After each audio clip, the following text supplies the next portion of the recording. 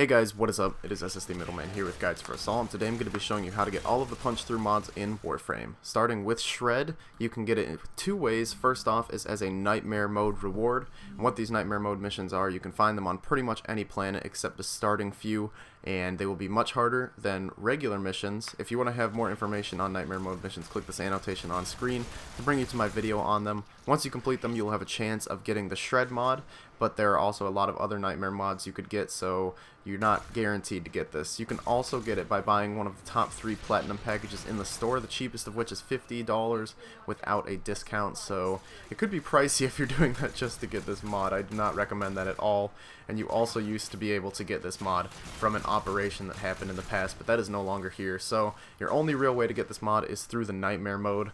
If you do want to, you can buy it from other players as well, if you do choose that, but those are the only options. So, moving on to Metal Auger, you can get this mod from Mine Ospreys, Mutalist Ospreys, and Tier 2 Endless Defense missions on the Solar Map. So, any Tier 2 Endless Defense mission will be between level 10 and 20 of enemies. You can go to the mission I selected on screen, or you can go to any other one that has enemies between the levels of 10 and 20. And it's possible to get this reward, but of course there are tons of rewards you could get in Endless Defense, so it's not guaranteed. I chose an Endless Defense Corpus mission, so I would be fighting Mine Ospreys, Mutalist Ospreys, and doing the Endless Defense. That's probably your best bet to getting this mod. I've gotten quite a few of these mods, but I'd say I got them all from the Ospreys, so you can either play the defense hoping to get it as a reward or from a mine, or just play the game and you'll probably eventually get one from an Osprey. Moving on to Seeking Force, there's actually only one way to get this mod that's unique to this mod, and that's from the Grineer Power Fist. This mod used to be near impossible to get, but in update 13.6 they increased the spawn rate of Power Fists.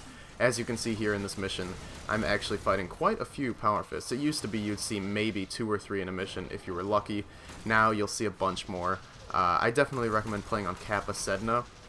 At the moment it is a Grineer mission, but if it changes you're going to have to find another mission to play on. But in this mission you just find a ton of Power Fists for some reason. And now moving on to the Seeker mod. There is only one enemy in the whole game that drops this mod as well, and that is the Infested Ancient Healer. Now I personally recommend going into the Aurican Derelict and either playing a defense or survival mission, as you will see an amazing amount of these Infested Ancient Healers.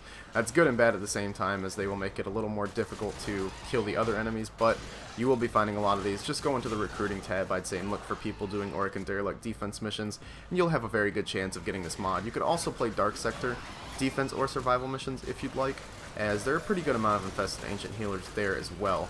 But like I said, this is the only enemy in the entire game that'll drop this mod, so you're going to have to fight some Infested. Moving on to the final mod, Power Throw. You can only get this from one enemy as well, but you can also get it from a Tier 3 survival mission. Tier 3 survival is any survival mission above the level of 20. So any enemies that are above the level of 20 in a starting survival mission, that'll be Tier 3.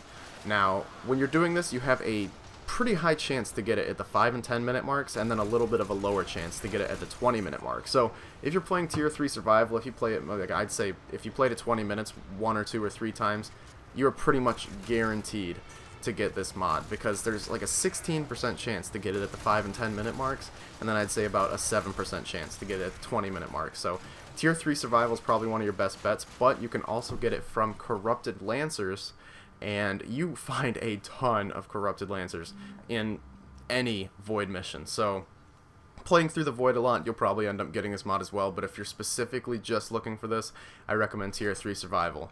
You can also get it as a Dark Sector survival reward, but I really haven't played the Dark Sector survival missions enough to know if it's worth going for it in there. Now, moving on to the final methods to getting all of these mods, you can either get them through transmutation, which requires you to transmute 4 mods with a chance of getting any mod in the game. I personally recommend transmuting 4 different rare mods, as that'll give you the highest chance of getting a rare mod in return. And you can also get these from the Aurican Void canisters, which, if you don't know a lot about those, click on the video or click on the screen. I'll leave an annotation for another video I did just about these Aurican Void canisters. And basically, to break it down, they can give you any mod in the game as well, except they're hidden around Aurican Void missions. So, anyways, thanks for watching the video, guys. If you enjoyed, please leave a like rating down below and subscribe to see some more videos in the future. And I'll see you next time. Goodbye.